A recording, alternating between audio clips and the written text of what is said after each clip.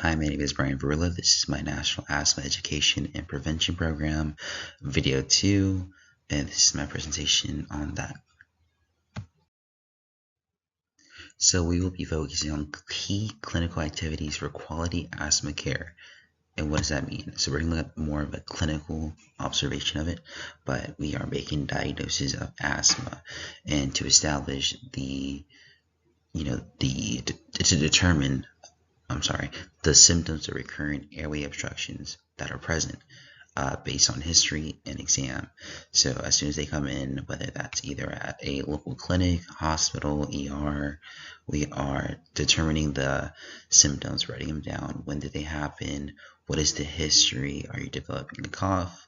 Is it recurrent wheezing? Is it recurrent difficult breathing? Are we seeing chest tightness in the patient? And that could range from a multiple number of things. So it's very easy for us to not diagnose is the way it is, but that big indicator is going to be that wheezing. So if we're seeing coughing, we're seeing that recurrent wheezing, especially if it's a dry, unproductive cough, then yeah, we are expecting some type of allergic or an asthmatic response. Symptoms occur or worse at night. Are we seeing this during an exercise period? Are they struggling with some type of viral infection, a bacterial infection? Did they have exposure to triggers like allergens and irritants like harsh chemicals? So are there changes in weather, which is a big thing for a lot of people that struggle with asthma, is just the simple change in weather, whether that could be a change of seasons or that random really cold day out of a hot week, or really hot, one of those dry, humid spells that can come in, especially here in Tennessee. Is there any hard laughing, crying? Are they stressed? Are there other factors like familial, societal, interpersonal life changes? Is it what age are we looking at the patient? Are they greater than 5 years old? Are they younger? Can they actively use breathing testing like spirometry for us to determine the severity of obstruction for that patient? And if it's at least, partially reversible, again, if we can get a reversibility, then there's a good outlook that the patient doesn't need to worry about having this issue for the rest of their lives, but should consider other causes of obstructions just to rule out anything life-threatening, which asthma is as life-threatening moment as it is, but if you're talking about mild symptoms, then we want to make sure that we're not missing clear signs of other illnesses or disorders that could happen. To further talk on the clinical aspects for quality asthma care, we want to talk about the long-term asthma management. So as long as we have the diagnosis and we're understanding the symptoms and even understanding the sort of triggers that happen for whether that's the first time they came into the ER or PCP complaining of the issue, or this is their 50th, there's always the chance that something new can be happening. So let's always take into account, note everything we can from the patient. So what is our goal for asthma control? Is just that, the control of the asthma attack. So we want to reduce impairment. Again, reduce impairment. We want to prevent chronic symptoms to develop, like that chronic cough, chronic wheezing, chronic saturations. We want to require infrequent use of short-acting beta agonists or SABs. Basically, their rescue inhaler. We want to try to get them not to use it so frequently, because our body grows a little bit more tolerant to those drugs. Maintain near or as close as possible normal lung function and normal activity levels. And this ties pretty much to a lot of respiratory. So if you have respiratory issues, just being able to do things on your own, exercising, not having to, truly worry about that aspect of life where you're not able to take a few minutes to walk around without catching your breath. So we want to reduce the risk to prevent exacerbations. Minimize need for emergency care and hospitalizations. If they can just be at home, figure out their symptoms themselves, And if they can sort of figure out their symptoms at home by themselves, either taking the rescue inhaler or maybe taking a nebulization at home, we want to try to minimize those frequent visits, prevent loss of lung function.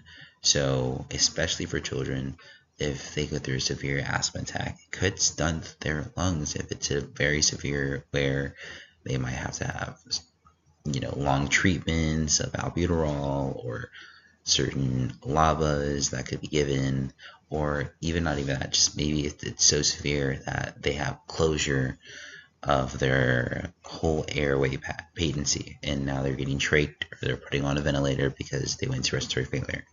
So we want to minimize the adverse effects of therapy as well.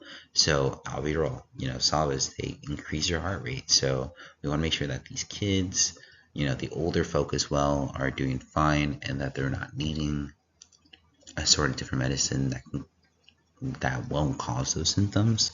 But again, when you're giving and you're taking, you got to consider everything as a whole picture. Assessment and monitoring. We want an initial visit. We want to assess asthma severity to initiate therapy. Follow up visits. That's the main thing. We want to assess asthma control to determine if therapy should be adjusted. That's the biggest thing. Life changes, your body changes, the way you react to things changes. So to assess at each visit, asthma control, proper medication technique, written asthma action plan, patient adherence, and patient concerns. We want to also obtain lung function measures by spirometry. So that's like every 1 to 2 years, see how we're doing. Are we getting better? Are we getting worse? What are we doing? What is the patient not doing? So let's determine if the therapy should be adjusted and maintain treatment, step it up if needed, step down if possible. Biggest thing here is patient education for self-management.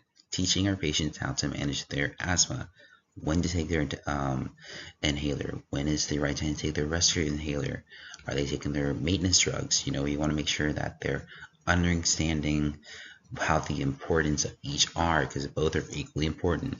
Let's develop a written asthma action plan. So again, they have to have someone in mind that can kind of hold them accountable, that they're logging in any sort of abnormalities, or whether how many times they've had a treatment or their rescue inhaler. So we keep that in mind. We want to teach patients how to use asthma action plans. Hey, whenever this happens, you got a plan to do it. So once something happens and you're in that moment, we want you to be able to really, as a better word, just lock down. You got to lock in for those sort of treatments. So let's encourage adherence to the asthma action plans. Encourage them, encouragement. People with lung disorders, they need that encouragement. Us as RTs, providers, nurses, we need to give them that encouragement to these patients that, they get up every morning. This is just their life. It's a hassle. It's expensive. They are limited to what they do, so it can be hard on their social aspect as well. Their own self-worth. And integrate education to all points of care involving interaction with patients. Like I said, interacting with your patients. That's the biggest thing. So, of course, for everything that's around, there are special cases and special circumstances. One of them being exercise-induced bronchospasms. So, how do we prevent that?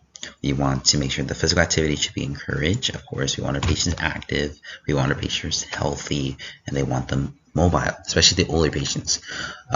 They should not limit their participation in any activity they choose.